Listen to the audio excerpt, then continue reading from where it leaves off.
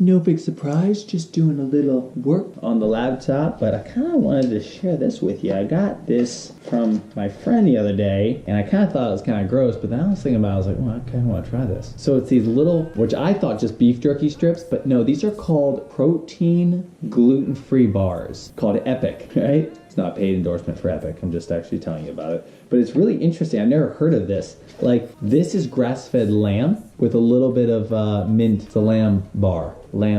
This right here, a bison bar. This one is a wild boar, uncured bacon. Venison bar.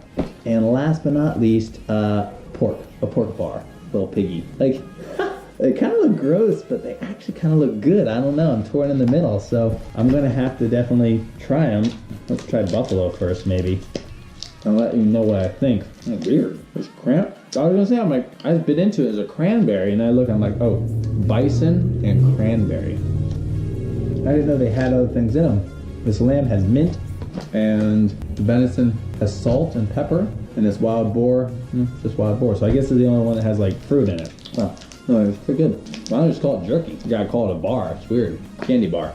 Nice. A little protein that I need to get started on the day. It's the middle of the afternoon. I think I'm gonna go for a run because I promised myself do some work, go out there, enjoy a little bit of life, come back, do some more work. It's really cold outside. I don't know what the deal is, but hey, not gonna stop me. I don't know him.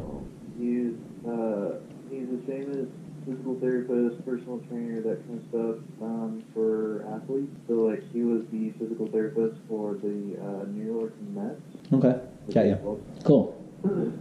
I guess my question for you ultimately is, what's made you decide that you want to be a physical therapist? Like, what is it about physical therapy that draws you, makes you just kind of super passionate? I mean, give me a little bit of 2 cents on why you want to be a physical therapist. I've always been really smart with the body, really been smart with athletics. I've actually been fascinated, and I've done a lot of research on how the body works, moves, and just a lot of... You go to school with a specific purpose. And as I was going to school, I realized like it's going to be way more important for me to market myself than it is for me to just have this skill set that lumps me into a certain category, like a physical therapist or a massage therapist. And then from there, I go to work for somebody else, because you're always going to be working for somebody else. So what I did is I actually dropped out of this master's program and this doctorate program for physical therapy, and I went to massage therapy school in Orlando. I went to massage therapy school, personal training school in Orlando, and then I got my certification in nutrition. And I took those 3 skills and I applied them to something I love, which was golf. And I worked with some of the best golfers in the world, but I had to sell myself. And I knew I knew school was never going to teach me how to sell myself. I knew I had to do that on my own. So I went out there and just started making connections and talking to people and telling them what I did. And eventually, I mean, I got rejected a ton, but eventually people started going, all right, well, I'll give you a shot. And that led to me having a career in golf and in physical therapy without actually even going to school and becoming a legitimate certified physical therapist. And I essentially was a physiotherapist as I continued to just build my skill sets over and over again. And I just applied that because people don't really care what you know. They really don't. When you get out in the real world, you realize something very, very important. People don't care what you know. They care how much you care about them, right? So it's all about, hey, what can you do for me? I mean, and legitimately so. What can you do for me? What kind of skill sets do you have that can put me in a position that can actually be advantageous? And I think that's what you need to understand more than anything else. Does that make sense?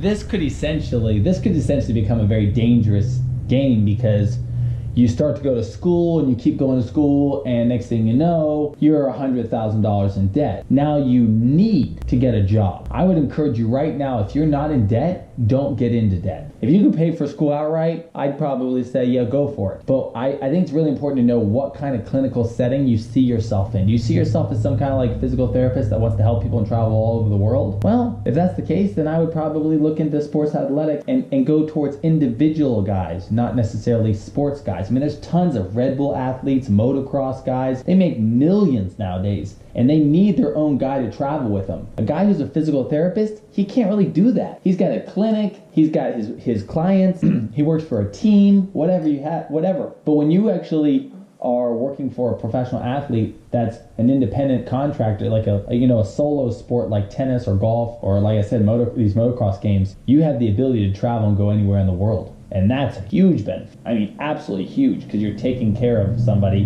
and you get to go anywhere in the world. So you really aren't, you can do anything you want. Don't just think that, okay, school's giving me this option and this is what they're providing. Yeah, they give you a box, but rip the box open and realize that, wow, there's not that much in there. There's a lot more options for me nowadays, and especially because of the internet. I mean, I know there's guys who've like walked away from practicing physical therapy one-on-one, and now they've taken it to an online world, an online community. And now they help people via online, like through videos, and they kind of like keep their clients virtual, and they make a lot of money. I mean, look at me. I mean, I help one of the top golf instructors in the world and get his mobile teaching up and running, right? And he makes a lot of money just off of the internet portion of it, let alone just his own students. That's like what that means. But essentially, I knew I didn't have enough skills to do what I wanted to do. And I knew that school couldn't teach me what I wanted to do. So I promised myself that I would not pretty much leave my house until I was proficient at editing video, shooting video, and understanding the marketing aspects of online courses, like sales funnels and all those landing pages and opt-ins and email campaigns and all that jazz. So I literally, for 1 month, watched YouTube videos for an entire month. I mean, binge watch 15, 16 hours a day. And then after a month, I'm like, dude, I think I can do this. And I tried it, and voila, I had like immense success right off the bat, because I put the time in.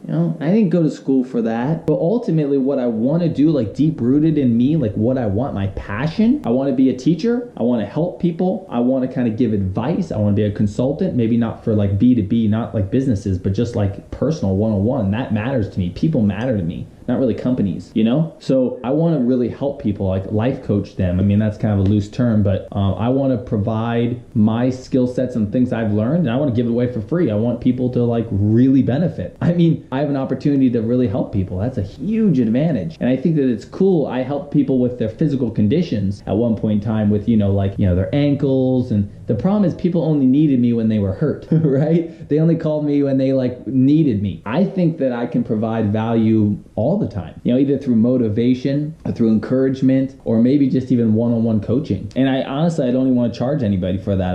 I want to do that for free. That's how much I love it. Kind of like what I'm doing right now. I wouldn't expect to be paid for this. I'm getting something out of this. I love that. Did I put you to sleep? No, God, no. Just kidding. It's got the wheels turning.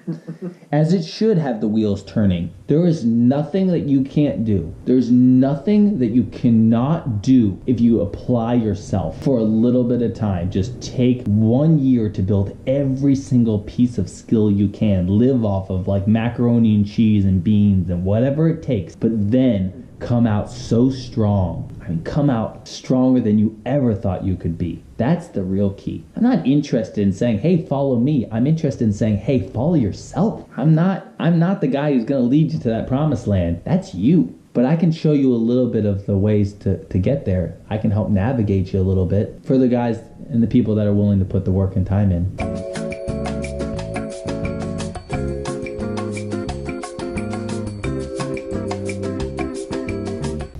Always a way to get a hold of somebody. But if this is the guy who's living the life that you want to live, you need to get on the phone with this guy, and you need to specifically find out what he did step by step so that you can start working on it too. Everything, all your energy, all your time, whatever you have available, dedicate it to getting this guy on the phone. 10 minutes of his time, 20 minutes of his time, whatever. Pay him for his time, and he'll appreciate it, and he'll talk, and he'll tell you step by step what you need to do, and that's what you need to do. Go straight for that. It's just a super cool story. My buddy, when he's probably about 50 years old, he wanted to start a supplement company, right? So he knew that there was this like legendary guy that just knew how to run direct sales marketing businesses. And so he set out on a journey to go to California, right? Packed up his bags, literally had no idea where this guy lives, flew in an airplane, goes out there, lands, and he's just like, man, I gotta meet this guy. And the first thing he thinks is, you know what, I'm in LA, I gotta look clean up. He goes and gets this nice little threads, he's looking pretty good, right? Then he sits in a barber's chair, he's like, I gotta get my hair cut, because when I meet this guy, he's no idea how he's gonna meet him. He doesn't know where he lives or works or anything. He just says, when I meet this guy, I'm going to have to be presentable. I'm going to go to a barbershop. Goes to a barbershop, sits down, he's talking, and the barber's just asking, inquiring where he's from, what's he here for in LA. He starts telling the guy, and he even says the guy's name. Let's just say it's John Smith or whatever. He's like, yeah, I'm out here to see this guy, John Smith. He's just this legend when it comes to marketing. And it's so funny because, and you'll never believe this, but John Smith was in the barber chair next to him. No way.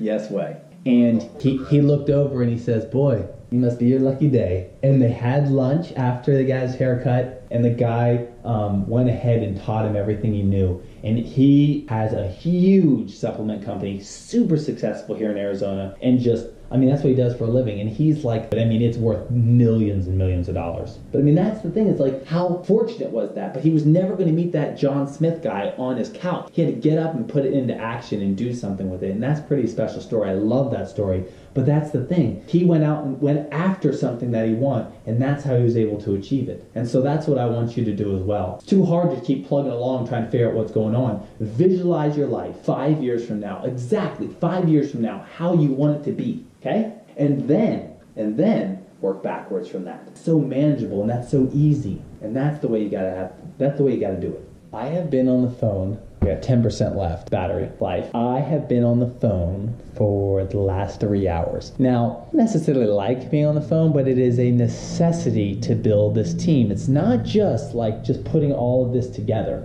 to build a membership site. It's a lot about how you rally people and how you get them motivated and excited. I had one guy who was really upset and frustrated. I had another guy who actually he was feeling a lot of worry. Another person had doubt, right? And my next phone call is going to be a person that's just not doing their job. So, all these factors need to be managed. And it's not micromanaging, it's just they need to be managed because people forget, right? We're just forgetful people. So one of the things I'm doing is it's not going to be the most exciting vlog that you've ever seen, but it's going to be a very honest and very genuine vlog on what my typical day has been like. It has been in the room. I didn't get to leave for a run. I'm going to hopefully do that, but it's pitch dark outside. I'm going to do that because I promised myself I would. But primarily, the majority of my day was spent with people. And it's not going to always be a camera and myself. A lot of times it's going to be me one-on-one with people, motivating them. And I think that that's ultimately what I love to do. I'm a teacher at heart, and I love that. So that's primarily not just building something great, but it's helping me prepare myself for being this ultimate teacher and this online presence and this influencer that can help people. I desire to have that in my life. And I think that it's a far plan. It's a 5, 6, 7, 8 year plan, but I'm okay to put the work in, And part of this vlog is a lot of work, but it's a ton of practice and it's a lot of fun, and I really enjoy it. So I just appreciate you guys listening and giving me your attention.